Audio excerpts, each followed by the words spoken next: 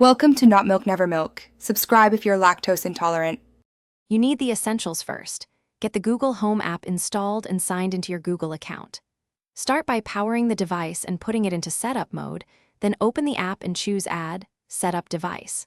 Once done, the app will scan for nearby devices over Bluetooth and Wi-Fi. Make sure location and microphone permissions are allowed for discovery. If multiple networks appear, pick the network you want devices to use and enter the Wi-Fi password when prompted.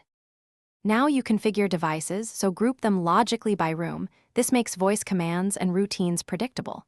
You'll be asked to name each device. Choose concise names that avoid similar sounds because speech recognition depends on them. Next, link services like Spotify or Nest. Grant permissions and set defaults, such as preferred speaker or media provider. Once linked, create or test a simple routine to confirm behavior.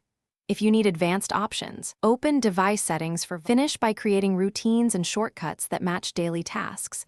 Test them one at a time so you can isolate issues.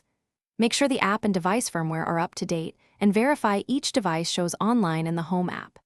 If a device misbehaves, try rebooting the router and the device and reassigning it to the correct Wi-Fi band. These steps resolve most connectivity issues.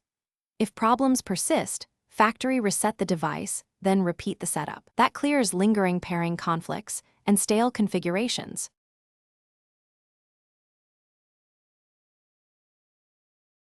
Thanks for watching. If this was helpful, leave a like and consider subscribing. See you next time.